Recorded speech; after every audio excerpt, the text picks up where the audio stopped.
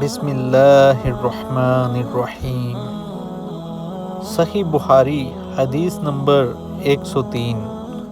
رسول اللہ صلی اللہ علیہ وآلہ وسلم کی بیوی حضرت عائشہ رضی اللہ تعالی عنہا جب کوئی ایسی باتیں سنتیں جس کو سمجھ نہ پاتیں تو دوبارہ اس کو معلوم کرتیں تاکہ سمجھ لیں۔ چنانچہ ایک مرتبہ نبی کریم صلی اللہ علیہ وآلہ وسلم نے فرمایا کہ جس سے حساب لیا گیا اسے عذاب کیا جائے گا۔ حضرت عائشہ رضی اللہ تعالی عنہا فرماتی ہیں کہ یہ سن کر میں نے کہا کہ کیا اللہ نے یہ نہیں فرمایا کہ ان قریب اس سے آسان حساب لیا جائے گا؟ رسول اللہ صلی اللہ علیہ وآلہ وسلم نے فرمایا کہ یہ صرف اللہ کے دربار میں پیشی کا ذکر ہے، لیکن جس کے حساب میں جانچ پڑتال کی گئی سمجھو وہ غارت ہو گیا۔ صحیح بخاری حدیث نمبر 104۔ انہوں نے عمرو بن سعید والی مدینہ سے جب وہ مکہ میں ابن زبیر سے لڑنے کے لیے فوجیں بھیج رہے تھے کہا کہ اے امیر مجھے آپ اجازت دیں تو میں وہ حدیث آپ سے بیان کر دوں جو رسول اللہ صلی اللہ علیہ وآلہ وسلم نے فتح مکہ کے دوسرے دن ارشاد فرمائی تھی۔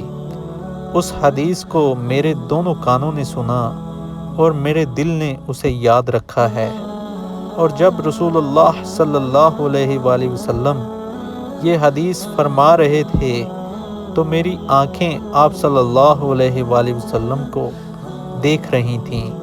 آپ صلی اللہ علیہ وآلہ وسلم نے پہلے اللہ کی حمد و ثنا بیان کی، پھر فرمایا کہ مکہ کو اللہ نے حرام کیا ہے، آدمیوں نے حرام نہیں کیا۔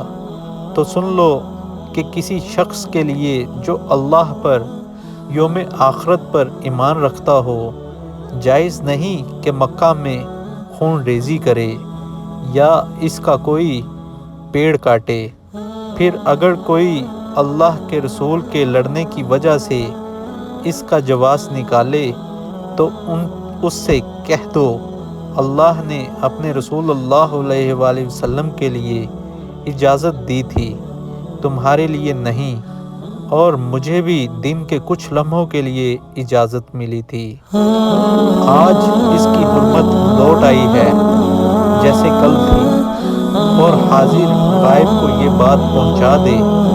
یہ حدیث سننے کے بعد راوی حدیث ابو شریح سے پوچھا گیا کہ آپ کی یہ بات سن کر عمرو نے کیا جواب دیا؟